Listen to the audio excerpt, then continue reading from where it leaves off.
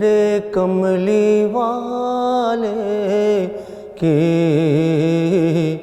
शान ही निराली है। मेरे कमली वाले की शान ही निराली है। दो जहाँ के दाता है, दो जहाँ के दाता है, सारा जग सवाली है। मेरे कमली वाले की शान ही निराली है। चांद की तरह उनको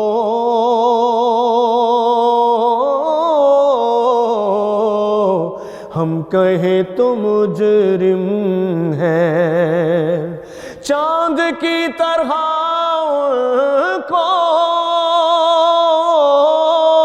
हम कहें तो मुजरिम है, क्योंकि उनकी चौखट पर, क्योंकि उनकी चौखट पर चाँद खुद सवाली है। क्योंकि उनकी चौखट पर चाँद खुद सवाली है। हम गुनाहगारों को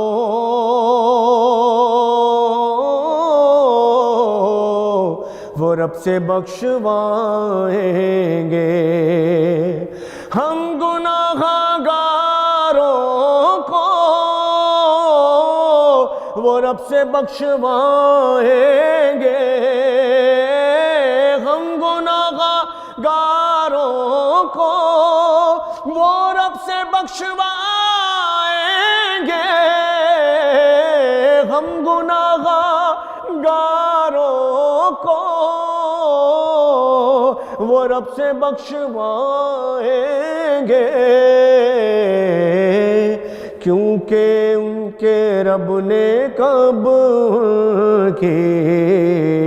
उनके रब ने कब की कोई बात टाली है। उनके रब ने कब की कोई बात टाली है। मेरे कमली वाले की शान ही निराली है।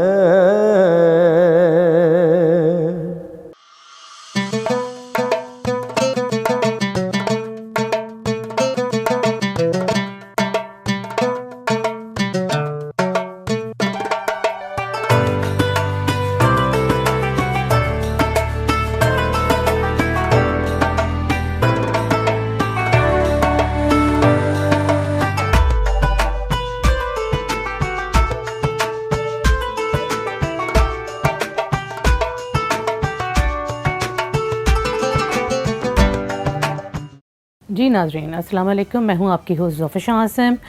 रमज़ान का महीना जिस तेज़ी से हमारे हाथ से निकलता जा रहा है और इसको रोकने के लिए, इसको समझने के लिए हमारे पास टाइम भी बहुत कम है, लेकिन हमारे पास एक सहूलत ज़रूर है कि हमारे पास ऐसे मुफ्ती, ऐसे उलमाए कराम हैं जो कि हमें गाइडलाइंस बड़ी अच्छी देते हैं, जिसको सुनकर, जिसको देखकर, जिस पर अमल करके हम अपने इस महीने को अपने लिए कीमती से कीमती तर कर सकते हैं। तो आज हमारे साथ हैं, इसी सिलसिले में किसी तारुफ के मोहताज नहीं है, आज हमारे साथ हैं मुफ्ती मोहम्मद उसामा हिजाज़ी साहब, जो कि शरिया कंप्लाइंस भी देखते हैं, शान फूड्स का भी, और इसके अलावा हज की गाइडलाइंस के लिए भी आपकी गाइडलाइंस बड़ी मुफीद साबित होती हैं, लोग बड़े उससे इस्तिफ़ादा करते हैं। तो जी मुफ्ती साहब अस्सलाम वालेकुम। वालेकुम अस्सलाम व रहमतुल्लाहि व बरकातहू। आपके रमज़ान कैसे गुजर रहे हैं? अल्हम्दुलिल्लाह, रमज़ान तो मेहमान की तरह आ रहा है। हमें तो अभी से ये सदमा लग रहा है कि ये बड़ी तेज़ी से गुजरता जा रहा है, बहुत तेज़ी से गुजरता जा रहा है। जो चीज़ें सोची हुई है कि इस रमज़ान में ये काम करेंगे, तो वो अल्लाह करे पूरे हो जाए बस। आमीन आमीन आमीन ज़रूर। तो मुफ्ती साहब, आज जो हम बात कर रहे हैं वो बड़ी हमारे माशरती मसाइल के हवाले से एक चीज़ है जिसको हम उजागर करना चाहते हैं अपने नाज़रीन के लिए। मर्द और औरतों का दोनों का ही उसमें किरदार होता है। औरतों का ये है कि जो एक सर्टन कुछ आवर्स हैं, जो घंटे हैं, कुछ ऐसे ख़ास तौर से 3 बहुत इम्पॉर्टेंट घंटे जो रमज़ान के माने जाते हैं, उन घंटों में हमारी ख़वातीन अक्सर किचन में होती हैं, मील्स प्रिपेयर हो रहे होते हैं, चीज़ें तैयार हो रही होती हैं। मर्द हज़रात जो हैं वो अक्सर जो हैं वो अपने ऑफ़िस में कामों में मसरूफ़ होते हैं, जिसकी वजह से वो उस वक्त की या तो वो मसरूफ़ होते हैं या फिर वो घर की तरफ भाग रहे होते हैं। तो वो जो एक ख़ास वक्त होता है जिस पर एक क्या बल्कि 3 घंटे जो ख़ास इस दिन के होते हैं, उनको जो है वो मिस आउट कर जाते हैं अपने रूटीन की वजह से, नॉर्मल रूटीन की वजह से। एक तो आप हमें ज़रा हमारे नाज़रीन को बताइए कि वो 3 घंटे कौन से हैं और उनको हम किस तरह से यूटिलाइज़ कर सकते हैं प्रॉपर्ली। देखिए, जो बुजुर्गान दीन है ना, उन्होंने हमारे लिए दीन को हलवा बनाकर पेश कर दिया है कि बस अब आपको मज़ीद तहकीक परेशान होने की ज़रूरत नहीं है। तो बुज़ुर्गों ने हमें बता दिया है कि इस रमज़ान में 3 घंटे ऐसे हैं जिसका कोई नॉर्मल बदल नहीं है। जिस तरह 3 अशरे भी ऐसे हैं, पूरे साल में 3 अशरे ऐसे हैं जिनका सवाब आम दिनों से बहुत ज़्यादा है। बिल्कुल। उनमें से एक सबसे ज़्यादा अहमियत का रमज़ान का आखिरी अशरा, मुहर्रम का पहला अशरा और ज़िलहज्जा का पहला अशरा, ये 3 अशरे। इसी तरह रमज़ान में 3 घंटे ऐसे हैं जिसकी अहमियत बहुत ज़्यादा है। उनमें से सबसे पहला घंटा है इफ्तार से पहला 1 घंटा।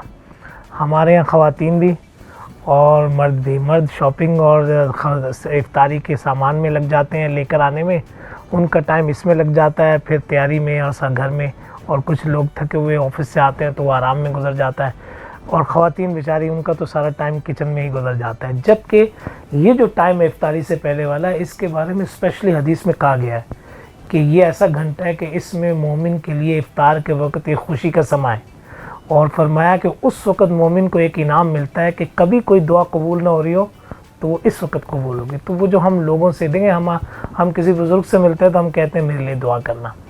कोई मौका आता है तो हम कहते हैं यार मैं ये दुआ मांग लूँ, ये कबूल नहीं हो रही है। तो अल्लाह, तो दुआ मांगना तो पहले तो दुआ ही ऐसी इबादत है जिसको कहा गया ये इबादत का मगज़ है, और कहा गया है कि अल्लाह ताला से दुआ मांगनी चाहिए, चाहे आपको ये क्यों ना हो कि ये कबूल नहीं होने वाली इस दुनिया में, फिर भी मांगनी चाहिए। बल्कि हदीस में आता है कि क़यामत वाले दिन अफसोस होगा उस दुआ पे जो दुआ मैंने मांगी नहीं, और उस दुआ पे जो मांगी तो थी मगर दुनिया में कबूल हो गई, काश ना होती तो आखिरत में उसका हिस्सा मिल जाता। बिल्कुल बिल्कुल। तमन्ना ये करेंगे, बल्कि आखिर की तमन्ना ही ज़्यादा यही होगी कि हमें दुनिया में कुछ भी ना मिलता। बिल्कुल सही, दुनिया में मेरी कोई दुआ कबूल ना होती, क्योंकि हर हाल में बुज़ुर्गों ने कहा कि दुआ के 3 फ़ायदे तो मिलते हैं। फ़ौरन कबूल हो गई तो भी फ़ायदा, और उस दुआ के नतीजे में अल्लाह ताला कोई अच्छा काम कर दें, कोई मुसीबत दूर कर दें तो भी हमारा फ़ायदा। भाई अल्लाह को पता है कि कौन सा इसके हक़ में ये काम है भी सही है नहीं, तो अल्लाह जानते हैं। तीसरा तो सबसे बड़ा फ़ायदा वो ये कि इस दुआ का आखिरत में इनाम मिलने वाला है। तो सबसे पहली अहम दुआ जो है, तो जो टाइम है जिस वक्त दुआ मांगना है, जिसका हदीस में स्पेशली कहा गया है कि इस वक्त में दुआ की कबूलियत का टाइम है मांगे, वो हमारा मगरिब से पहले वाला घंटा है। अगर हम इफ्तारी का इंतज़ाम ज़रा पहले कर लें और अपनी इफ्तारी को थोड़ा सा सादगी में ले आएँ, बहुत ज़्यादा इंतज़ामात के चक्कर में ना पड़ें। अगर मेहमान है या कोई मजबूरी है या इतने लोगों का इफ्तार कराना है, वो तो एक अलग बात है, वो एक सवाब है, वो भी एक इबादत है, लेकिन एटलीस्ट घंटा पहले हर चीज़ रेडी होनी चाहिए, ताकि उस 1 घंटे, आधे घंटे, पौने घंटे में आप उसको मैक्सिमम यूटिलाइज करें। और जो होता है कि हर चीज़ गरम निकालनी है, हर चीज़ गरम करनी है। हमारे बुजुर्ग तो यहाँ तक कहते हैं कि रमज़ान से पहले लंबी लंबी दुआएं मांगने की आदत डाल लें। जो वो 1 घंटे में, हमारी दुआ तो 2 मिनट की होती है, 1 मिनट की भी बहुत सारों की मुश्किल से होती है। हमें तो यही दुआ की आदत है, नमाज के बाद बस अल्लाह मियां आमीन कबूल हो गई। तो वो लंबी लंबी दुआ बुज़ुर्गों से सुना है करते थे, वो आदत डालते थे। तो जो लंबी लंबी दुआएं थी वो रमज़ान में इस टाइम के लिए रखते थे कि इस वक्त मुझे लंबी दुआएं मांगनी है। तो आप प्रैक्टिस करें, वो जो तैयारी का हिस्सा हमने बताया कि रमज़ान में तैयारी पहले से करनी है, तो शाबान से ही लंबी लंबी दुआएं मांगने की प्रैक्टिस कर लें। तो 1 घंटा तो ये हो गया। दूसरा घंटा जो है वो है सहरी से पहले वाला घंटा, जो कि तहज्जुद का घंटा है। उसकी भी इतनी बड़ी फजीलत है, और वो या तो आम तौर पे लोगों के सोने की नज़र हो जाता है कि वो सोने में गुजारते हैं और आधा घंटा पौना घंटा पहले उठते हैं, बस सहरी के दस्तरखान पे आ गए। और या फिर ख़वातीन है तो बेचारी इंतज़ामात में ही लगी रहती हैं कि सहरी को तैयार करना है, अच्छे से लोगों के लिए सहरी बनानी है, तो वो घंटा भी उनका, हाँ वो ये कर सकती हैं कि इसको बस यूँ कहते हैं कि भागते चोर की लंगोटी सही, इसको आप ये कह सकते हैं कि वो जिक्र करते करते खाना बना लें। चले कुछ ना कुछ तो, अरबी का एक मुहावरा है कि मा ला युद्रकु कुल्लु ला युत्रकु कुल्लु, यानी समथिंग बेटर देन नथिंग, वो वाली बात है।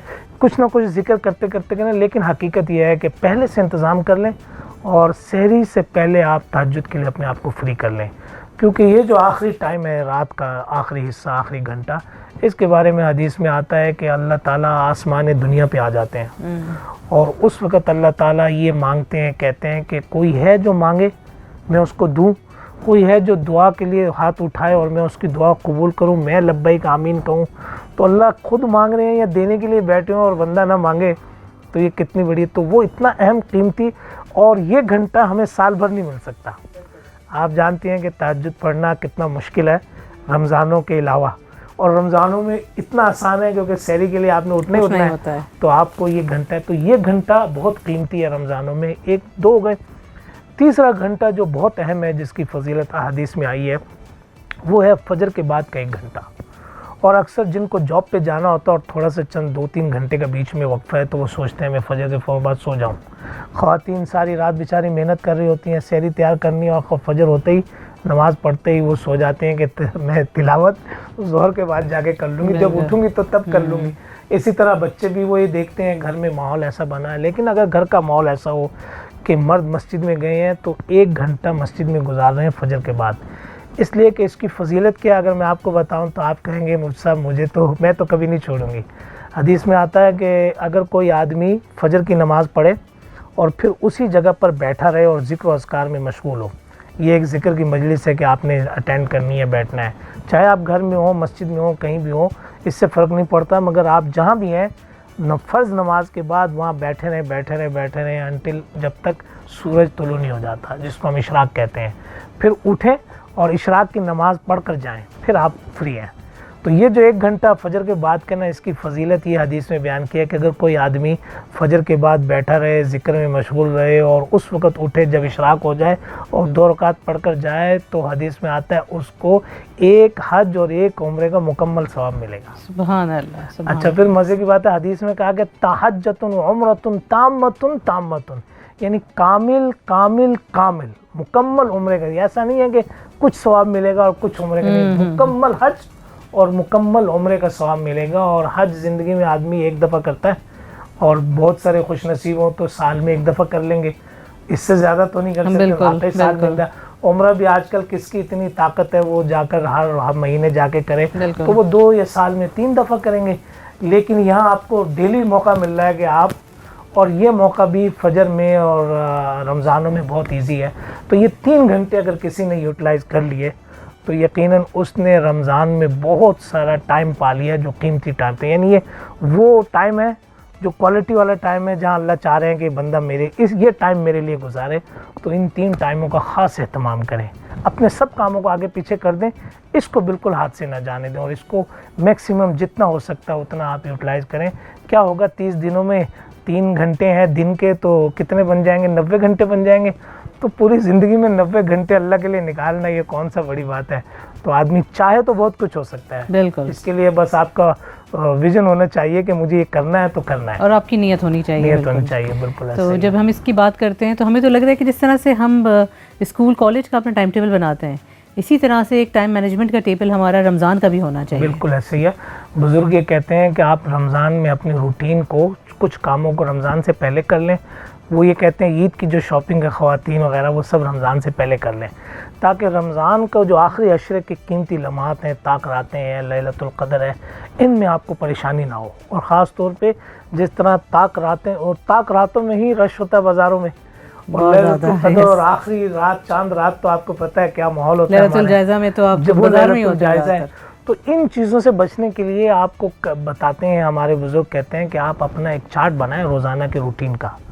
उसमें आप लिख दें रोज़ाना उस चार्ट में कि मैंने इस वक्त में, मैंने फ़जर के बाद ये तिलावत का टाइम है, ज़िक्र का टाइम है, फिर उसके बाद मेरा ज़ोहर के बाद ये तिलावत का टाइम है, शाम का असर के बाद का ये मेरा दुआ और फला चीज़ का टाइम है, रात का ये मेरा तरावी का और तहज्जुद का। तो हर चीज़ की एक जिस तरह हम टाइम टेबल स्कूल के बनाते हैं घंटों के, तो वो एक टाइम टेबल बना लें और फ्रीक्वेंसी उसमें हो कि किसको क्या टाइम देना है अपने। बल्कि फिर अगर हमने देखा है कि अगर कोई चाहे तो 7 घंटे 8 घंटे जो मुलाजमत के हैं उतने ही घंटे इबादत के लिए निकल सकते हैं और बाकी चीज़ें सोने और बल्कि शायद ज़्यादा ही निकला है, ज़्यादा निकल सकते हैं, क्योंकि टाइम मेहनत काम कम हो जाता है, रमज़ानों में टाइम कम हो जाता है, वर्किंग आवर कम हो जाते हैं, तो आप निकाल सकते हैं। तो एक ये टाइम टेबल। दूसरा, कुछ चीज़ें आप अपने डेस्कटॉप पर या अपनी ऐसी जगह पर लिख कर लगाएं जो आपको हर रोज़ याद आती रहे। मसलन आपने कुछ काम रोज़ाना करने हैं, आपने लोगों से मुलाकातें करनी है, आपने वालिदैन से, रिश्तेदारों से, उसके लिए भी एक टाइम रखें कि ये हुकूकुल इबाद में से है, क्योंकि ये हुकूक की अदायगी का महीना है। तो हुकूकुल इबाद में से कि मैंने 15-20 मिनट वालिदैन के पास बैठना है, मैंने कुछ टाइम बच्चों को देना है, उनसे पूछना है बेटा नमाज़ें हो रही हैं नहीं हो रही हैं, तरावी हो रही है नहीं हो रही है, तो फिर मैंने कुछ टाइम अपने रिश्तेदारों को देना है। इसी तरह मैंने कुछ टाइम अपना जो है वो मैंने अल्लाह को और तिलावत को देना है, नमाज को देना है, तो मुझे अपनी कुछ नमाज़ें पूरी करनी है। या मैंने कुछ चीज़ें, हम कहते हैं कि आप अपने औकात में से एक टाइम कुरान मजीद को समझने का भी इसमें से निकालें। बिल्कुल, वो बहुत ज़रूरी है। चूँकि रमज़ान, शहरुर रमज़ान जो है ये कुरान का महीना है, इसी में तो कुरान मजीद उतरा है। बिल्कुल बिल्कुल। तो उसके लिए रमज़ान का, कुरान का तो बड़ा शहर है, तो वो तिलावत के लिए तो टाइम है ही है और वो तो होना ही चाहिए, तो है ही है और हमारा हिस्सा है, बल्कि करते भी है लोग। लेकिन जो चीज़ नहीं निकालते हैं वो कुरान मजीद को समझने के लिए, उसके लिए भी ये टाइम निकालें। कुछ आसान तर्जुमा कुरान मजीद जैसी किताबें हैं, नई तफसीरें हैं, जो आपको आसान लगे, अच्छी लगे, वो पढ़ लें। तिलावत और सीरत के साथ साथ सीरत के मुताले के लिए कुछ किताबें पढ़ लें। तो अगर आप चाहें तो बहुत कुछ कर सकते हैं। इस तरह अपने टाइम में इनका भी हिस्सा रखें। इसी तरह आप अपने चार्ट में ये भी हिस्सा रखें कि मुझे रोज़ाना किसी यतीम या मुझे सदका भी देना है, उसकी भी एक प्लानिंग करें कि मुझे एक सदका वो है जो मुझे डेली निकालना है, मसलन 100 रुपये, और एक है मुझे वीकली निकालना है, मसलन 500 रुपये, और एक है जो मुझे हर अशरे के आखिर में निकालना है ताकि हर अशरे का सवाब अलग से मिल जाए, और वो है मसलन मैंने जैसे कहा कि 1000 मसलन। तो यूँ आप हर रोज़ का भी हो गया, डेली में से भी हो गया, तो डेली सदका भी जा रहा है और सदक़े का सवाब रमज़ान में हम कर चुके हैं उस पर बात कि कितना सवाब बढ़ जाता है। तो आदमी सिर्फ एक इबादत तिलावत ही के यानी उसी पर इक्तिफ़ा ना करे, या सिर्फ तहज्जुद पढ़ने पर इक्तिफ़ा ना करे, या सिर्फ नमाज पर ना करे, क्योंकि अल्लाह ताला हर इबादत से खुश होते हैं और अल्लाह को खुश करना हमारा मकसद है। तो फिर आप अपनी सारी इबादत में से थोड़ा हिस्सा अपने चार्ट में डाल दें। बिल्कुल, आप कर लेंगे मैनेज इंशाल्लाह, ये कोई मुश्किल नहीं है। बिल्कुल बिल्कुल। अच्छा, ये तो हमने बात करी रमज़ान के टाइम मैनेजमेंट के हवाले से। जैसे हमने बात करी इनिशियली कि जी 3 घंटे बड़े इंपॉर्टेंट हैं, आज हम 3 के हिसाब से हम बात कर रहे हैं जी, ऐसे तो चलें आज उसी सिलसिले को जारी रखते हैं और आज आपसे पूछते हैं कि मुफ्ती साहब आप बताइए, आपकी नज़र में वो कौन से 3 मशवरे आप देना चाहेंगे हमारे नाजरीन को कि जिस पर अमल करके इससे हम इस महीने से हम इस्तिफ़ादा हासिल कर सकें और हर दिन का जो है हमारा इतना बेहतरीन दिन हो जाए कि हमारी वो रूटीन का इतना खूबसूरत हिस्सा हो जाए कि हम रमज़ान के बाद भी उसे कंटिन्यू कर सकें। मैं रमज़ान के हवाले से 3 मशवरे अगर आपको दूँ तो उसमें से सबसे पहला मशवरा ये है कि आदमी को अल्लाह ताला से ये मांगना चाहिए कि अल्लाह इस रमज़ान में जो आपने सबसे बड़ी बरकत रात रखी है लैलतुल क़द्र, वो रात भी और इसकी हर रात भी मेरे लिए इबादत करना आसान और फरमा दे, तौफीक अता फरमा दे। ये पहली दुआ, यानी मुसलसल रमज़ान के शुरू होने से पहले और रमज़ान के इख्तिताम तक मुसलसल इस दुआ को अपनी दुआ का, हर दुआ का हिस्सा बनाना चाहिए। अगर अल्लाह तौफीक ना दें तो आदमी कोई इबादत नहीं कर सकता। बिल्कुल, और अल्लाह ताला मांगने से खुश होते हैं। करना है इस बंदे ने, लेकिन अगर मांग के कर रहा है तो अल्लाह तौफीक भी देंगे और दुआ में दुआ कबूल भी होगी। तो हर दुआ में एक चीज़ ज़रूर मांगे कि अल्लाह मुझे लैलतुल क़द्र की जो इबादत है, जो उसका सवाब है, उसके मुझे पूरा अता फरमा दे। अब अल्लाह ताला ने ताक रातें, आखिरी अशरा, इसमें तफसील में जाए बग़ैर पूरे रमज़ान में अगर ये दुआ करेंगे कि अल्लाह रमज़ान में जो हक़ है रमज़ान की इबादत का वो दे दे, उसकी तौफीक दे दे और लैलतुल क़द्र मिल जाए। आमीन। तो ये दुआ आपको मुसलसल मांगनी चाहिए हर एक में, फिर अल्लाह इंशाल्लाह तौफीक दे देंगे। तो एक तो दुआ मशवरा है जो सबसे बड़ा है मशवरा। दूसरा मशवरा मेरा ये है कि रमज़ान की जितनी भी रातें हैं, इन सब रातों में आप 2 काम ज़रूर करें। एक ज़ोहर इशा की नमाज़ जमात के साथ पढ़ें मर्दों के लिए, और फजर की नमाज़ जमात के साथ पढ़ें। इसकी क्या अहमियत है? इसकी अहमियत हमें हदीस में मिलती है कि आप सल्लल्लाहु अलैहि वसल्लम ने फरमाया कि रात को 2 हिस्सों में तकसीम कर दो। अगर कोई आदमी इशा की नमाज़ जमात के साथ पढ़ता है तो गोया कि उसने आधी रात का क़याम किया है, और जिसने फजर की नमाज़ जमात से पढ़ लिया उसने बाकी आधी रात का क़याम कर लिया। तो अगर किसी ने तहज्जुद नहीं पढ़ी, इबादत नहीं की, चले वो सोता ही रहा, हमारी तरह यानी फ़र्ज़ कर लेते हैं सारी रात बेचारे ने सोने में गुजारी, लेकिन ये 2 काम कर लिए, फजर और इशा जमात से पढ़ी थी, तो उसको सारी रात सोने के बावजूद इबादत का सवाब मिल रहा है, और इन रातों का मिल रहा है, जो कितनी कीमती रातें हैं आप उसका अंदाज़ा लगा सकते हैं। तो इसका मतलब ये दूसरा मशवरा है कि आदमी इन रातों में जो है ना ख़ास तौर पे। इसके बाद तीसरी अहम मशवरा ये है कि जितना भी हो सोने से पहले आदमी लाजमी एक दफ़ा इन रातों में तहज्जुद पढ़े, अल्लाह से मांगे और तहज्जुद की आदत बनाएं। क्योंकि कोई वली, मैंने नहीं पढ़ा किताबों में कि कोई बुज़ुर्ग, कोई वली जो अल्लाह का दोस्त या अल्लाह का इतने ऊंचे मर्तबे पहुँचा हो और वो तहज्जुद ना पढ़ता हो। नबियों में भी खुद आप सल्लल्लाहु अलैहि वसल्लम अपने ऊपर तहज्जुद लाजमी करते थे, और तहज्जुद का टाइम वाकई अगर किसी को अल्लाह के करीब जाना है तो सबसे शॉर्टकट रास्ता तहज्जुद का है। तो ये 3 मेरे तरफ से मशवरे हैं आपके नाज़रीन को कि आप सब लोग जो है ना ये 3 काम ज़रूर करें। एक, दुआ मांगते रहें अल्लाह से, इंशाअल्लाह तौफीक मिलेगी लैलतुल क़द्र की। दूसरा, हर रात को इस तरह गुजारना है कि इशा भी जमात से और फजर भी जमात से। और तीसरा है कि हर रात की इबादत ऐसी होनी चाहिए जैसे लैलतुल क़द्र है, और बिलखुसूस रात का जो आखिरी हिस्सा है उसमें 2 रकात तहज्जुद कम अज़ कम। ये 2 तो बहुत मिनिमम है, वरना 6 और 8 भी है। तो आप ज़्यादा से ज़्यादा तहज्जुद पढ़ें और उस तहज्जुद में मांगें। तो ये नहीं हो सकता कोई आदमी अल्लाह से उस टाइम पे मांगे और अल्लाह उसकी ज़िंदगी ना बदले, ये मुमकिन नहीं है। आपके बहुत तीनों मशवरे ही माशाल्लाह बहुत कीमती हैं, और इन पर ज़रूर हमारे नाजरीन भी अमल करेंगे, और मेरी भी पूरी कोशिश होगी कि इस पर अमल किया जाए। हमें भी इसका अजर बिल्कुल, बेशक बेशक, क्योंकि एक जो भी आपको सही रास्ता दिखाता है उसका अजर उसको मिलता रहता है जब तक कि वो लोग उस पर अमल पैरा रहते हैं।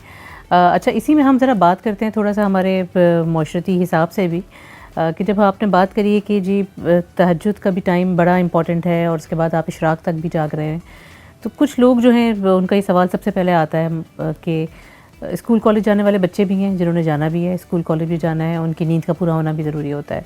ऑफ़िस जाने वाले जो उनका एक सर्टेन ऑफ़िस का टाइम है फिक्स जिस पर उनको जाना ज़रूरी होता है, तो वो इतना टाइम निकाल कर, रात वाला सोने वाला टाइम निकाल कर, कोशिश तो वो पूरी करते हैं कि ज़्यादा से ज़्यादा इस पर अमल कर सकें, लेकिन थोड़ा उनके लिए मुश्किल हो जाता है। तो उनकी आसानी के लिए अगर कुछ हो जाए, कोई ऐसी बात आप उनको मशवरा दे सकें? देखिए, उनके लिए तो एक मशवरा है कि ये जो 3 टाइम हमने बताया ना, ये मिस ना करें। बाकी वो पूरा दिन बेशक रात भर सोते रहे ईशा के बाद, क्योंकि और जो मैंने मशवरा दिया है कि ईशा की नमाज़ जमात के साथ हो जाए, तो वो बच्चों को ना आदत डालनी पड़ती है। और ये छोटे बच्चे हैं, जब वो देखते हैं कि इस महीने में एक्स्ट्रा एफर्ट की जा रही है इबादत के लिए, और हम देख रहे हैं अम्मा भी कर रही है, अब्बा भी कर रहे हैं, घर का हर फर्द लगा हुआ है कि कोई तरावी में और तरावी के बाद घर का माहौल बना दिया जाता है, बिल्कुल। तो कहने की भी ज़रूरत नहीं बनती है। और तहज्जुद में जब सब मुसल्ले पे खड़े होंगे तो आप देख लें, बच्चों को हमें कहने की ज़रूरत नहीं पड़ती है, वो हमारे साथ मुसल्ले पे खड़े होते हैं। तरावी में हमें उन्हें कहना नहीं होता, वो खुद साथ जा रहे होते हैं। तो ये माहौल बनाना होता है। जब आप माहौल बनाएंगे घर का ऐसा, तो वो बच्चे थोड़ा बहुत अगर नींद में डिस्टर्ब हो भी रहे हैं तो वो बर्दाश्त करेंगे, क्योंकि थोड़े दिन की बात है, 30 दिन की बात है बस, उसके बाद फिर रूटीन पे आ जाएगी ज़िंदगी। तो वो इसमें बड़ों को भी मुशक्क़त उठानी है, और ये एक ज़ाब्ता है शरीयत का कि जिस इबादत पे जितनी मुशक्क़त उठाएंगे आप, उतना ही अजर ज़्यादा है। अगर रोज़ा आपको दिन में एक है कि मैं सोकर रोज़ा गुजारूँ, तो इस पर इतना अजर नहीं है जितना मुझे काम काज में करते हुए रोज़े पर मुशक्क़त आ रही है। उसमें गर्मी के रोज़े पर ज़्यादा अजर है, तो वो रखना मुश्किल है। तो जितनी मुशक्क़त उठाएंगे, तो बच्चों का ऐसा मिजाज बनाना चाहिए कि बेटा इसका अजर ज़्यादा मिलेगा। अगर आप थोड़ी नींद की कुर्बानी दे रहे हैं तो इसका अजर ज़्यादा है। और ये जब मिजाज बन जाएगा तो कहने की ज़रूरत नहीं पड़ती है। बच्चों को कोई चीज़ आज के ज़माने में बाई फोर्स नहीं करा सकते आप उनको तरगीब दे सकते हैं, शौक़ दिला सकते हैं।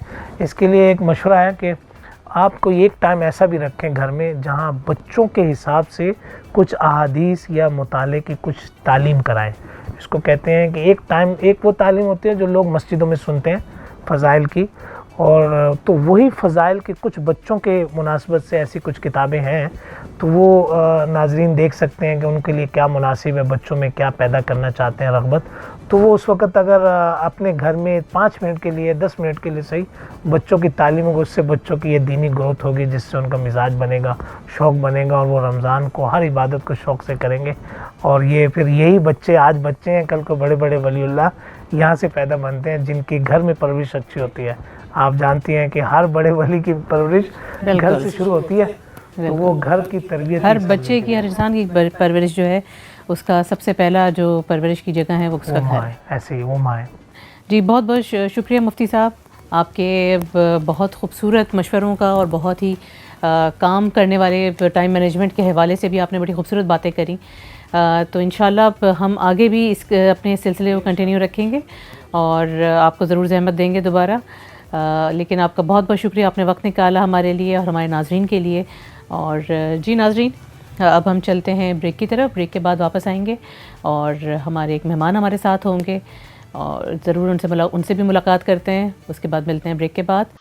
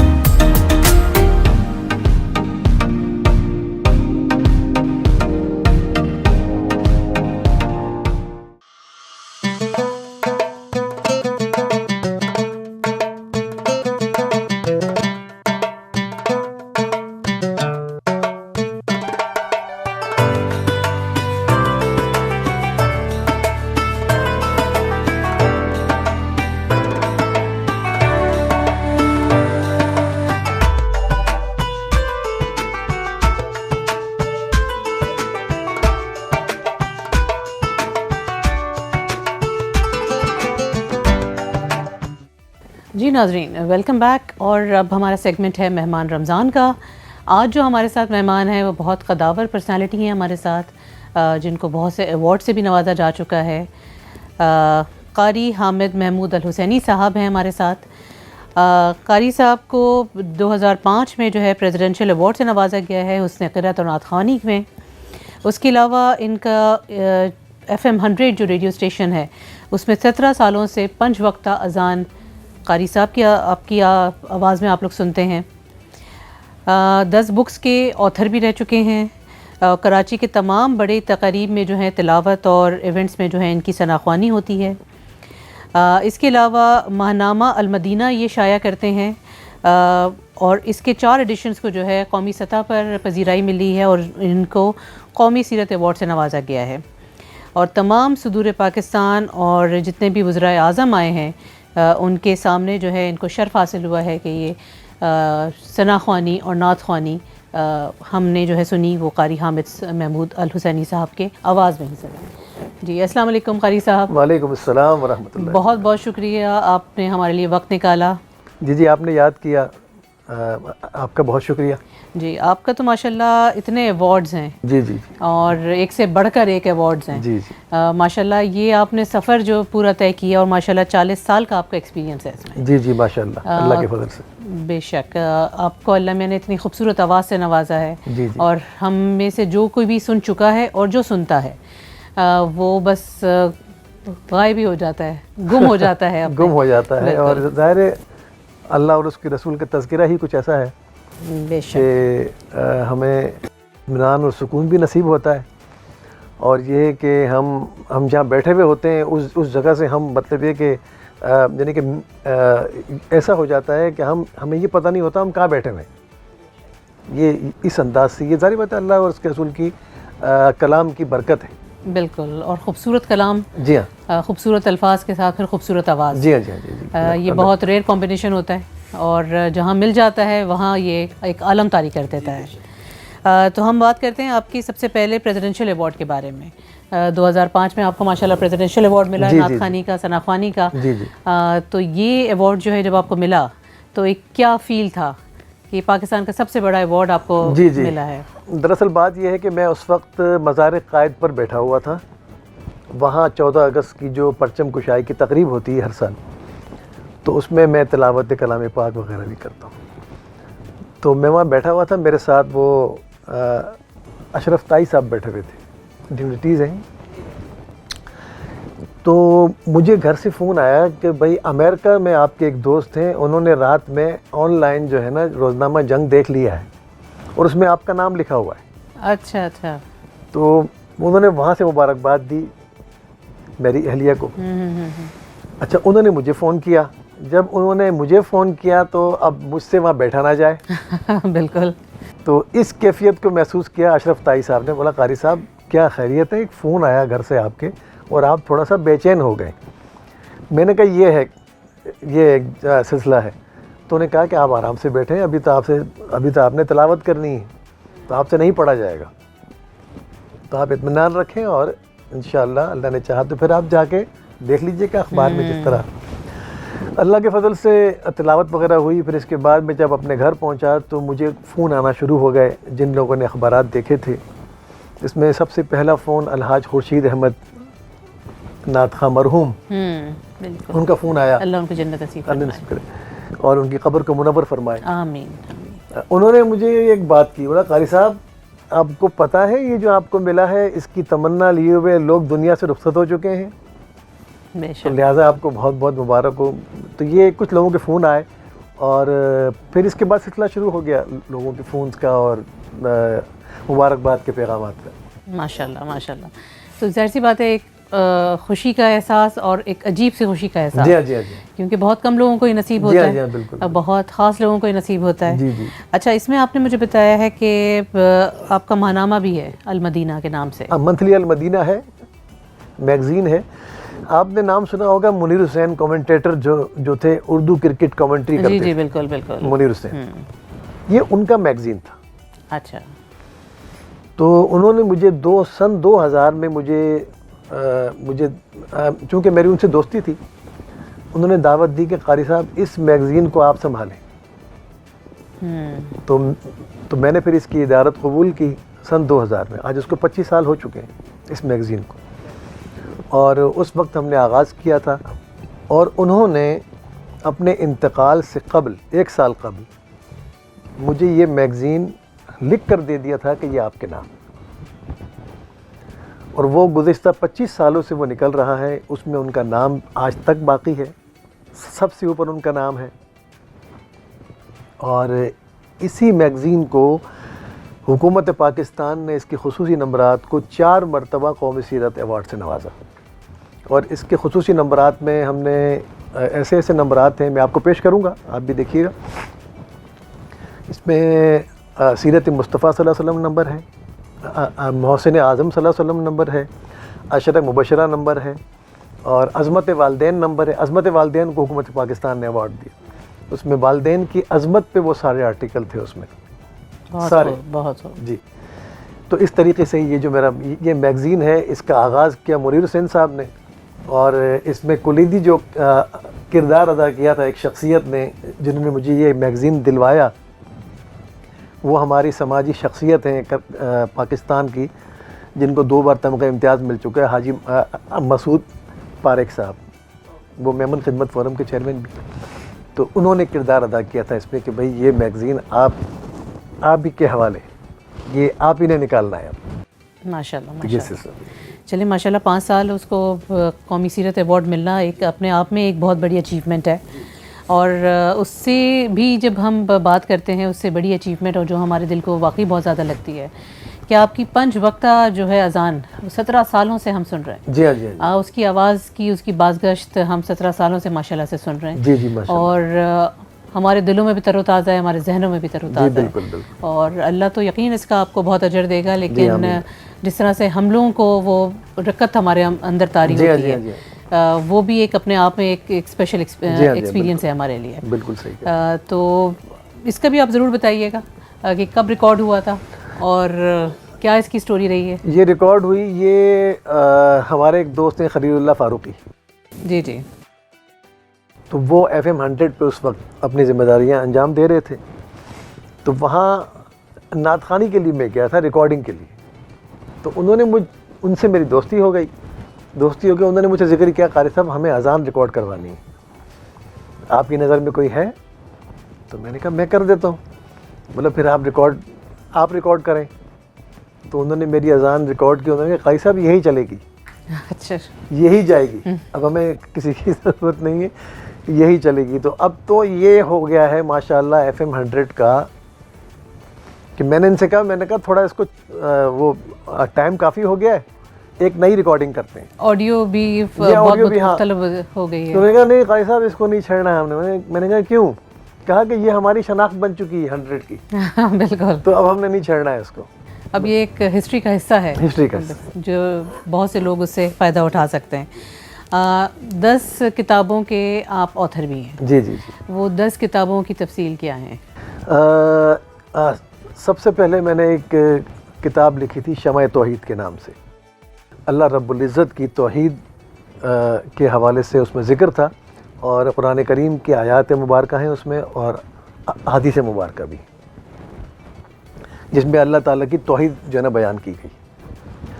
अच्छा, इसके बाद एक किताब मैंने मुरतब की थी दुनियाए दिल के नाम से।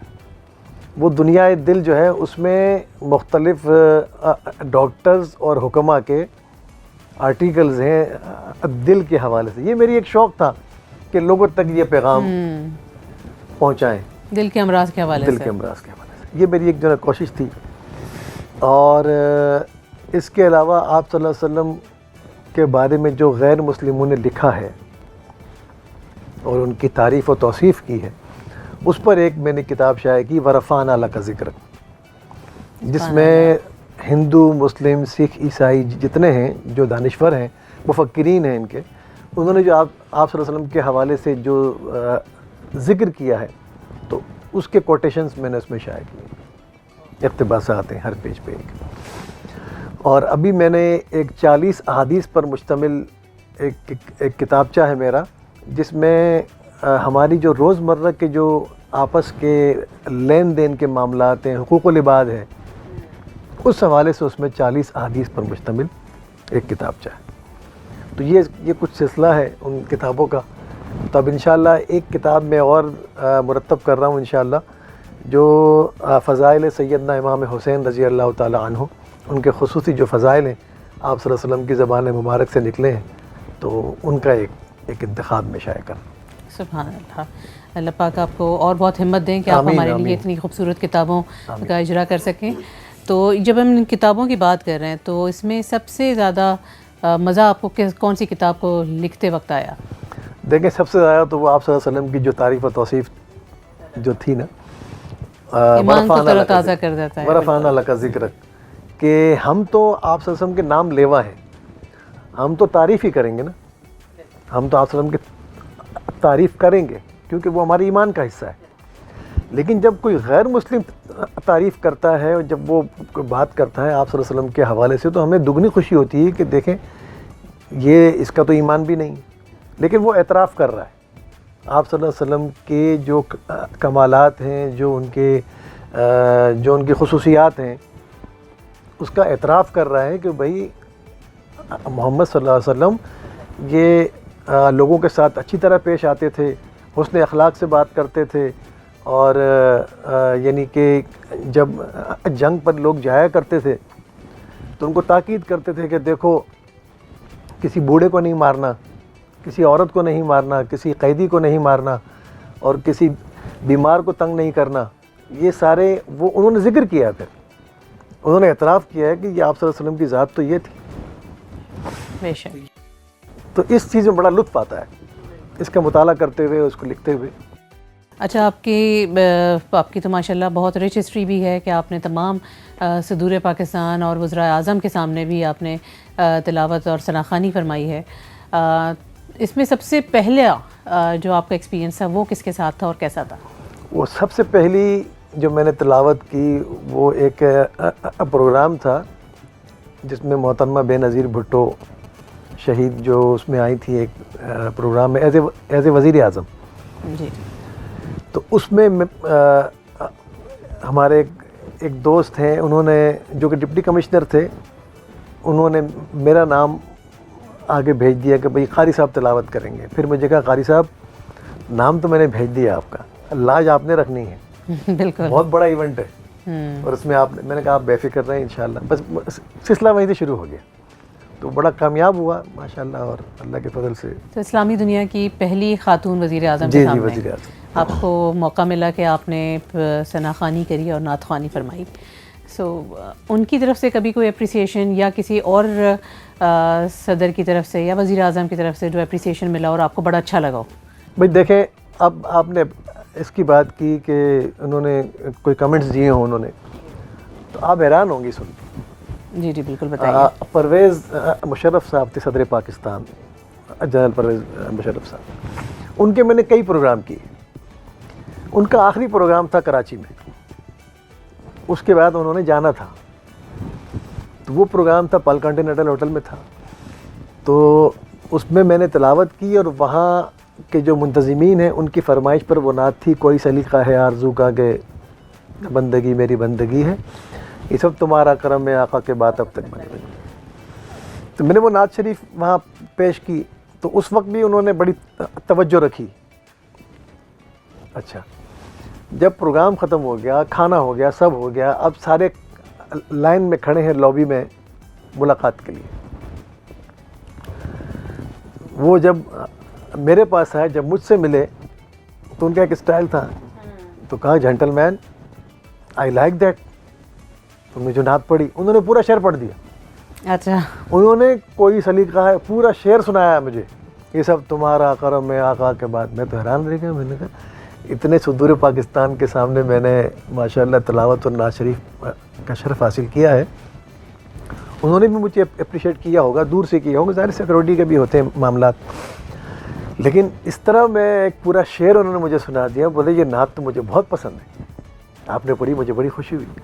ये कमेंट्स मेरे लिए बहुत माशाल्लाह माशाल्लाह।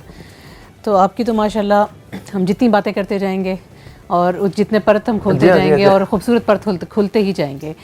तो क्योंकि वक्त की कमी की वजह से हमें आज आपसे हम ज़रूर विदा लेंगे, लेकिन हम आपसे ज़रूर जल्दी मिलेंगे इंशाल्लाह। और बहरहाल आपका बहुत बहुत शुक्रिया, आपने वक्त निकाला, अपना कीमती वक्त निकाला। और मैं साथ ही इस जो है प्रोग्राम के हवाले से मैं डॉक्टर सायरा बानू का भी एक शुक्रिया अदा करता हूँ कि उन्होंने रिकमेंड किया आपको। उनसे हमारा भी एक सिलसिला है, एक मोहब्बतों का सिलसिला है, तो उनका भी बहुत शुक्रिया। जी जी बिल्कुल। तो जी नाज़रीन, आपने देखा ये हमारे मुल्क के खूबसूरत मोती हैं, और हमारा मुल्क जो है इस तरह के और तमाम और बेतहाशा मोतियों से माला माल है।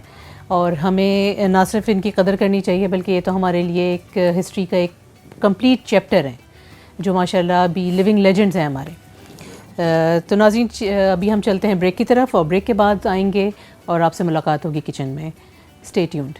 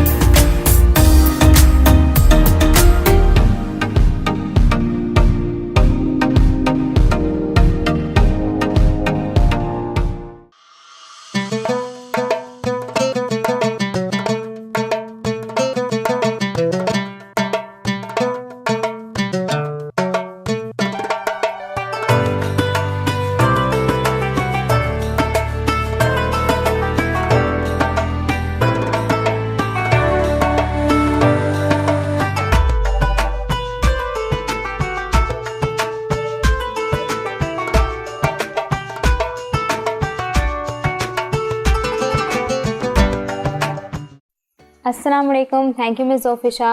मेरा नाम है अंबर अलीम और मैं मास्टर क्लास पाकिस्तान में करनरी स्टूडेंट हूँ, जो कि बेसिकली शेफ़ होता है। अच्छा, हमारा थोड़ा सा कोर्स रह गया है, हम लेवल 2 डिप्लोमा कर रहे हैं वहाँ पे करनरी आर्ट्स में, और अब हमारी तकरीबन बेकिंग है एंड में, तो बस फिर हम मास्टर क्लास से रुखसत हो जाएंगे। अच्छा, जो हम आज नई रेसिपी के साथ आए हैं जो कि है टाकोस। अच्छा, टाकोस एक मैक्सिकन क्यूज़ीन है जो कि मुझे पर्सनली फ़ेवरेट है मेरी। अच्छा, हमें मास्टर क्लास में भी सिखाया गया था जब हम सर्टिफिकेट में थे। तो हमारा जो डिप्लोमा होता है वो 2 पार्ट्स में डिवाइड हो जाता है। एक तो सर्टिफिकेट सेक्शन होता है जो 6 मंथ्स का होता है, फिर हमारा डिप्लोमा आ जाता है। तो डिप्लोमा के क्यूज़ीन्स अलग हैं, सर्टिफिकेट के क्यूज़ीन्स अलग हैं। तो हमें वहाँ पे सिखाया गया था, लेकिन मैंने इसमें थोड़ा सा अपना जो है वो इनोवेशन कह लें या कुछ भी कह लें आप लोग, वो मैंने इसमें अपना थोड़ा सा किया है। जैसे मास्टर क्लास में जो हमें सिखाया गया था उसमें जो हमारा सालसा था वो मतलब वेजिटेबल्स एंड फ्रूट बेस्ड होता है। सालसा बेसिकली ना उस mixture of fruits and vegetables होता है।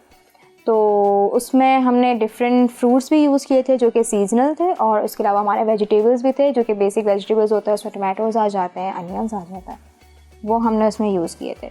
उसके अलावा यहाँ पे हमारा चिकन मिक्सचर है जो कि टाकोस में यूज़ होता है। अच्छा, इसमें आप चाहें तो आप चिकन मिन्स भी ले सकते हैं, चिकन का कीमा होता है, आप चाहें तो चिकन का कीमा ले लें।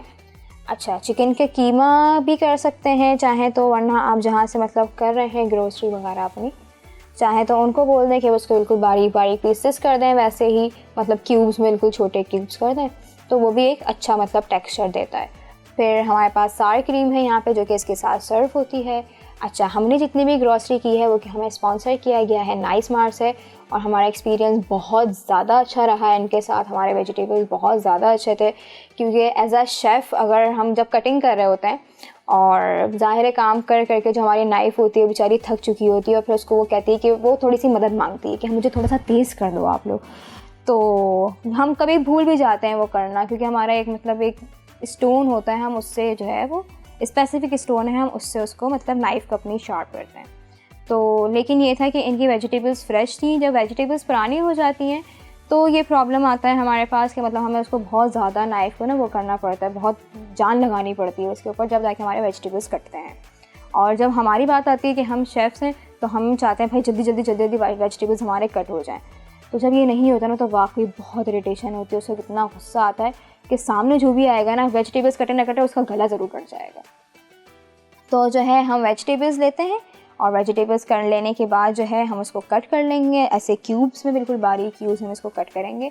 अच्छा, वेजिटेबल्स का जो साइज़ है ना वो मतलब सेम होना चाहिए, मतलब आप जितने वेजिटेबल्स या फ्रूट्स यूज़ कर रहे हैं उसका मतलब अगर आप जुलियन ले रहे हैं तो आप सबको जुलियन कट करेंगे, अगर आप क्यूब्स में ले रहे हैं तो आप सबको क्यूब्स में कट करेंगे, तो वो एक अच्छा इमेज देता है। अगर आप ये करें कि आप टोमेटोज़ को क्यूब्स में कट कर रहे हैं, फिर आप जो है वो अनियंस को आप स्लाइस कर देंगे, तो वो बहुत वियर्ड टेक्सचर हो जाता है, और फिर वो डिश में भी ना वो डिश उठ के बाहर नहीं आता। मतलब वही बात है ना, पहले हमारी आंखें खाती हैं फिर हमारा मुंह, मतलब हम उसको मतलब टेस्ट करते हैं, तो जब आँखों को ही नहीं भाएगा तो फिर वो पेट को क्या ही भा जाएगा। खैर, हम अपनी रेसिपी पे आते हैं। तो जो हमारा सालसा है उसमें मैंने यूज़ किए हैं टोमेटोज़, अनियंस, और जो हमारा कोरिएंडर होता है जिसको हम कहते हैं धनिया, वो मैंने यूज़ किया है। उसको मैंने जैसे मैंने आप लोगों को बताया कि मैंने उसको मतलब स्क्वायर शेप में बिल्कुल बारीक बारीक कट कर लिया था। उसके बाद मैंने एक बोल में अनियन डाले, टोमेटोज़ डाले, उससे मैंने कोरिएंडर को चॉप करके बिल्कुल बारीक बारीक, कि बस वो मुंह में ना आए उसका टेस्ट आए, ऐसे उसको मैंने डाल दिया। उसको अच्छे से मिक्स कर लिया। तो मैंने उसमें लेमन जूस डाल दिया था। आप अपने टेस्ट बड्स के हिसाब से डाल सकते हैं। मैंने जो है वो उसमें 1 टेबल स्पून डाला है, ठीक है, क्योंकि वैसे तो मैं हैदराबादी हूँ लेकिन मैं इतना ज़्यादा खट्टा नहीं खाती, मेरा गला ख़राब हो जाता है, और हैदराबाद इंडिया वाले तो प्लीज़। तो उसके अलावा हम इतना खट्टा नहीं खाते, लेकिन कहते हैं लोग ये बहुत मतलब क्या कहना चाहिए, गलत फहमी फैली हुई है कि हैदराबादी बहुत खट्टा खाना खाते हैं और भाई वो बहुत स्पाइसी खाना खाते हैं। ऐसा कुछ नहीं है, मेरा स्पाइस टॉलरेंस नहीं है। मैं मैक्सिकन में भी भाई मिर्चें नहीं डालती, मुझसे बर्दाश्त ही नहीं होता। शायद मैं अपनी अम्मा पे चली गई हूँ इसलिए, वरना मेरा भाई तो बहुत मिर्चें खाता है भाई, ऐसा लगता है कि उसका बस मेरा वो थायराइड चीज़ उठा के खाना शुरू कर दे, उसका तो ये हाल है। तो हम लोग खैर उसको हमने वैसे भी डिसोन किया हुआ, ज़्यादा हम गिफ्ट विफ्ट नहीं कराते, बस रहता है हमारे घर में, हम जानते नहीं हैं उसको वो कौन है। तो खैर मैं अपने घर की बातें नहीं खोलती यहाँ पे।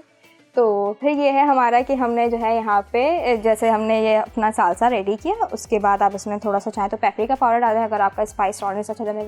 मैंने अपना बताया मेरा नहीं है, तो आप वो डाल सकते हैं, चाहे तो आप चिली फ्लेक्स डाल सकते हैं, वो आपके ऊपर डिपेंड करता है कि आप मतलब कैसा टेस्ट चाह रहे हो। सही है। उसके अलावा आप इसमें सॉल्ट डाल दें, आप इसमें ब्लैक पेपर डाल दें। ब्लैक पेपर से थोड़ा सा कलर ख़राब हो जाता है, तो मैं ये प्रेफर करती हूँ कि ब्लैक पेपर की जगह जो है वो वाइट पेपर यूज़ करें। तो आप इसमें अपना वाइट पेपर डाल दें और इसको अच्छे से मिक्स कर लें। सही है। अच्छा, इसके अलावा इसमें कोई और जूस वगैरह नहीं जाता कि बोलें कि भाई ये थोड़ा सा रनी होना चाहिए या थोड़ा सा जूसी होना चाहिए। नहीं, वेजिटेबल्स ऑलरेडी जूसी होती हैं, तो आपको इसमें मज़ीद जो है वो जूस ऐड करने की ज़रूरत नहीं है। आपने लेमन जूस डाल दिया, बस बहुत है। क्योंकि जो इसके अपने जूसेस थोड़ी देर बाद रिलीज़ होते हैं ना, जैसे आप लोगों ने देखा होगा मोस्टली जो है जब हमारे घर में दावतें हो रही होती हैं, सैलेड अगर हमारी रात में दावत है, तो जो हमारे बड़े बुजुर्ग होते हैं ना, कहते हैं दोपहर से काट के जो है ना आपने सलाद को साइड में नहीं रखना। क्यों? वो पानी छोड़ देगी। तो वो जो पानी होता है ना, उसको हमारे यहाँ मतलब ये क्या कहना चाहिए, मिसकंसेप्शन है या जो भी है आप उसको कह सकते हैं कि वो पानी जब कोई चीज़ सड़ जाती है, कोई वेजिटेबल सड़ जाता है तो वो उसका है। ज़ाहिर है उसमें से स्मेल आएगी तो वो सड़ गया है ऑब्वियसली, लेकिन अगर वैसे ही उसने जूसेस रिलीज़ किए हैं तो इसका मतलब है उसके अपने ओन जूसेस हैं जो कि एक हेल्दी में भी आते हैं, और फिर अगर आप उसको अपने कुकिंग प्रोसेस में लेकर आओ तो वो बहुत अच्छा टेक्सचर भी देते हैं आपको। अगर आप टाकोस में उसको डालोगे तो टाकोस वैसे बहुत क्रिस्पी होते हैं, जैसे कि आप लोग ये देख सकते हैं, ये क्रिस्पी है, आप ये देख सकते हैं। तो आप इसमें जो है जब आप ये वेजिटेबल्स अपने डालते हैं ना तो वो थोड़ा सा उसमें जूसी इफेक्ट देते हैं आपको। फिर हमारे पास वेजिटेबल वो चिकन भी आ जाती है। चिकन पे हम आते हैं, मैंने इसमें चिकन का मतलब फिले यूज़ किया था, मैंने इसको खुद घर में कट किया और इसमें मतलब ऐसे ही जैसे इसको क्यूब किया वैसे इसको भी क्यूब किया। अगर आप इसको भी जुलियन कर देंगे तो वो भी बहुत वियर्ड हो जाएगा, तो आप इसको भी ऐसे ही क्यूब करें। उसके बाद आप पैन लें अपना, चाहे तो पैन ले लें, चाहे अपना नॉन स्टिक का पॉट ले लें, या चाहे तो जो आपका दिल चाहे, आपका जिसमें दिल चाहे बनाने का वो बना सकते हैं। उसमें आप ऑलिव ऑयल डालें, या जो भी आपकी मर्ज़ी का ऑयल है आप वो डालें। बटर डालना है बटर डालें, वो आपके अपने ऊपर डिपेंड करता है। वो डालने के बाद आप इसमें जो है अपना चिकन डालें, उसको अच्छे से मतलब पकाएं कि वो कलर चेंज कर ले अपना। अच्छा, ज़्यादा ऑयल इसमें इसलिए यूज़ नहीं करते कि अगर ज़्यादा ऑयल है हमने सालन नहीं बनाना है, हमने फिलिंग बनानी है। तो सालन में आप ज़्यादा ऑयल यूज़ करते हैं, तो वो लोग कहते हैं ना रोगनी होना चाहिए थोड़ा, वो बहुत अनहेल्दी होता है, रोगनी खाना नहीं खाना चाहिए। या तो आप बटर यूज़ ना करें, भाई अल्लाह के वास्ते आप लोग बटर यूज़ नहीं करें। मैं कुकीज़ में यूज़ करती हूँ क्योंकि आप लोग मेरी सेहत देख सकते हैं यार, मैं खा सकती हूँ, मेरा बनता है खाना। मैं ना खाऊँ ना तो वो मसले वाली बात है कि भाई इतने इस हाल में भी नहीं खा रही। और लोग कहते हैं ना कि खाओ पियो भाई, हवा हो रही हो। मुझे पर्सनली बहुत बोला जाता है, अंबर तुम अपनी पॉकेट में पत्थर डाल के निकला करो, वरना किसी दिन हवा के झोंके से उड़ जाओगी। कैसे उड़ जाऊंगी? नहीं उड़ते भाई ऐसे। कभी किसी को देखा है कोई दबलो पतला सा आदमी हवा में उड़ रहा है? नहीं होता है ऐसा। तो जो है बस आप जो है वो, खैर मैं बहुत बोलती हूँ, बटर इसमें यूज़ ना करें, आप इसमें ऑलिव ऑयल यूज़ करें ताकि वो हेल्दी दे आपको, थोड़ा सा मतलब हेल्दी इफेक्ट आ जाए आपका। और खैर ज़्यादा मिर्चें खा रहे हैं और फिर आप ये बोलें कि हम हेल्दी खा रहे हैं ऑलिव ऑयल डाल के, तो ये गलत है। ये आपकी क्या बोलना चाहिए, क्या वर्ड यूज़ करूँ मैं इसके लिए, बेवकूफ़ी वर्ड हो, थोड़ा सा अजीब हो जाएगा, लेकिन ये गलत है, नहीं करें प्लीज़ ऐसा आप लोग। तो इसमें आप ऑलिव ऑयल डालें, इसमें चिकन डाल के आप उसको अच्छे से मतलब मिक्स कर लें, या नॉर्मल ऑयल भी जो कुकिंग ऑयल होता है वो आप यूज़ कर सकते हैं। मैं पर्सनली मीज़ान या ईवा को प्रेफर करती हूँ, मुझे वो ऑयल बहुत अच्छा लगता है। और इसके अलावा जो है आप वो डाल के अपने चिकन को अच्छे से सौते कर लें। इसमें आप सुमक पाउडर डालें, इसमें आप कैनाइन पेपर होता है आप इसमें वो डालें, उसमें सॉल्ट एंड पेपर डाल दें। जैसे मैंने आप लोगों को पहले बताया कि वाइट पेपर मैं ज़्यादा यूज़ करती हूँ, वाइट पेपर डाल दें। इसमें थोड़ा सा पेपरिका पाउडर डाल दें, चाहे तो रेड चिली पाउडर भी आप डाल सकते हैं, और अगर आपको बहुत मिर्चें खानी है तो आप चिली फ्लेक्स डाल दें। ठीक है, हमारे घर चिली फ्लेक्स नहीं आता भाई। मेरी अम्मा जिस दिन मैं चिली फ्लेक्स लेकर आई ना, मुझे जायदाद से आँख कर देंगी वो कि नहीं मैं नहीं खाती तो कोई नहीं खाएगा, बस ख़त्म हो गई बात। हमारे घर में यही होता है। और आजकल वो बीमार है ना, तो हम भी वही बीमार हो बना था। खिचड़ी बहुत जहर लगती है मुझे, मैंने आप लोगों को पहले एपिसोड से बताया था कि मैं खिचड़ी नहीं खाती, लेकिन अब मुझे अपनी अम्मा के साथ खिचड़ी भी खानी पड़ रही है, मुझे उनके साथ दलिया भी खाना पड़ रहा है, मुझे उनके साथ बेसन की रोटी भी खानी पड़ रही है, मुझे उनके साथ सब कुछ खाना पड़ रहा है, क्योंकि बेचारी मेरी एक ही तो मासूम सी अम्मा, और मैं उनके साथ भी नहीं खाऊंगी तो वो मैं पिट जाऊंगी, तो मुझे खाना पड़ता है, मेरी मजबूरी है भाई खाना। तो मेरी सेहत का राज भी आप लोग इस तरह से जान सकते हैं कि मेरी अम्मा मुझे ये सब चीज़ें खिलाती है। जब मैं उनको बोलती हूँ ना कुछ अच्छा खाने का, ज़्यादा कहती है जहर खा लो। अरे इस तरह थोड़ी होता है, जहर खाना भी किसी अच्छी चीज़ में डाल के जहर खिलाएं भाई। खिचड़ी में डाल के कौन जहर खाएगा, कौन ही खा लेगा। अच्छी मतलब इंसान की आखिरी जो उम्मीद है, जो उसकी आखिरी क्या कहना चाहिए विशेज़ हैं, वो तो कोई पिज़्ज़ा खा के, कोई पास्ता खा के, कोई टाकोस खा के, कोई कुछ खा के इंसान की पूरे ने खिचड़ी खा के मर जाए। अच्छे लगेंगे कि लोग, क्या मतलब मरने के बाद भी क्या इफेक्ट आएगा, खिचड़ी खाई थी मरहूम ने, मतलब जो आएंगे ना कैसे वही बोलेंगे यार बेचारे को बिरयानी खिला देते, आखिरी खाना तो उसने खाना था, लेकिन नहीं खिचड़ी, तो और खिचड़ी जहर भी खिचड़ी में डाल के खाएं भाई हम। खैर मैं शेफ़ हूँ, फिर भी मेरे साथ घर में यही सलूक होता है, क्योंकि घर की मुर्गी दाल बराबर होती है। अब अगर मैं घर में बोलूँ कि मुझे ये खाना है तो फ़ौरन आता है जाओ बना लो, सारा सामान रखा है, किस बात की शेफ़ हो भाई, इतने लाखों से रुपया लगाया है हमने, किस बात की शेफ़ हो, खुद बनाओ जाके। तो फिर मैं बोलती हूँ अब जो बन रहा है ना यार वही खा लेती है, कि भाई आराम बहुत ज़रूरी है। कुछ भी आप कर लो, कुछ भी कर लो, सोना मेरी फर्स्ट प्रायोरिटी है। मैं कुछ भी करूँगी पूरा दिन बेड पर लेटे रहूँगी, कुछ नहीं करूँगी, बेड पर लेट के पास मोबाइल। इंस्टाग्राम बहुत ख़राब चीज़ है, अवॉइड किया करें उससे। आप कहीं भी जाएंगे, मैं कैलकुलेटर खोलती हूँ, पता नहीं कहाँ से इंस्टाग्राम खुल जाता है अचानक से, फिर मैं उसको स्क्रॉलिंग करती रहती हूँ, फिर मुझे कंटेंट नज़र आने लगता है, मैं अब तो मैं ये कंटेंट बनाऊँगी, और फिर मैं वही बातों में सो जाती हूँ, फिर मुझे टाइम नहीं मिलता।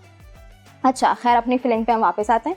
हमने इसमें नमक पाउडर डाला था, कैनाइन पेपर डाला था, थोड़ा सा ऑरिगेनो चाहे तो आप इसमें डाल दें, इसको थोड़ा सा स्पाइस लेवल डेवलप करने के लिए आप इसको करें। फिर हमारी सारी क्रीम थी, इसमें हमने क्रीम यूज़ की है, और इसमें आप चाहे तो विनेगर डाल दें या लेमन जूस डाल के, और उसको अच्छे से आप जब फेंटेंगे ना, चाहे तो आप विस्क से फेंट लें, वरना जो हमारा क्या कहते हैं वो होता है यार, ब्लेंडर होता है, या आप जो भी कह रहे हैं उसको, जो हैंड विस्कर्स होता है आप वो लें, जिससे हम नॉर्मली केक्स भी बेक करते हैं।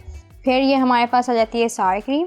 इसमें आपने कुछ नहीं करना, आपने इसमें क्रीम लेनी है, और चाहे तो विनेगर डाल दें या लेमन जूस डाल दें, और इसको मतलब इतना फेंटना है आपने, चाहे तो आप विस्क ले लें या जो हैंड ब्लेंडर होता है आप वो भी यूज़ कर सकते हैं। और इसका मतलब टेक्सचर ऐसा होना चाहिए कुछ, ये देखें, ये मतलब आप जैसे मैं स्पून से उठा रही हूँ और ये वहीं का वहीं स्टिल है, इसका ये टेक्सचर होना चाहिए। अच्छा फिर हम इसको थोड़ा सा मतलब फिलअप कर देते हैं अपनी फिलिंग डाल के। मैं आप लोगों को एक टाको करके दिखा देती हूँ।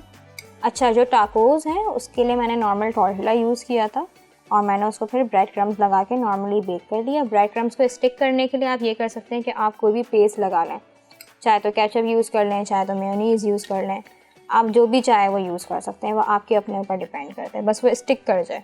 और फिर उसको आप बेक कर लें 7 to 8 मिनट्स के लिए। या अगर आपको लगे कि भाई अभी ये नॉर्मली नहीं हुआ है, बेक नहीं हुआ है, मतलब इसका ऐसा टेक्सचर नहीं आया, तो फिर आप इसको थोड़ी देर के लिए और रख दें अपने हिसाब से, बस जलाइएगा नहीं इसको, मतलब आपको ख़ुद अंदाज़ा हो जाएगा, आपको बार बार अवन चेक करना पड़ेगा। पहले नीचे हमारे चिकन की मतलब फिलिंग चली जाएगी इसमें, फिर ऊपर हमारा सालसा आ गया, ये आप देख सकते हैं, ये हमारा सालसा है।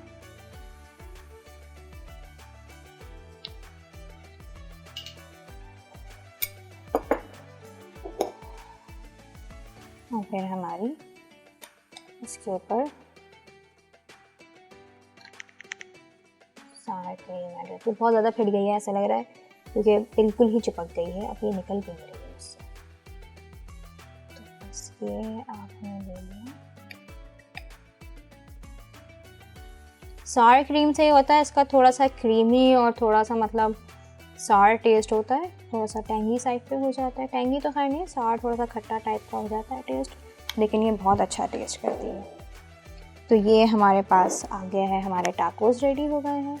बाकी आप लोग इसका टेक्सचर दे सकते हैं, ये देखें ये ब्रेड क्रम्स इसमें लगे हैं तो निकल भी रहे हैं, और मैंने इसमें केचप यूज़ किया था। तो ये हमारी थी आज की रेसिपी। So thank you so much, और thank you miss Zofisha, over back to you.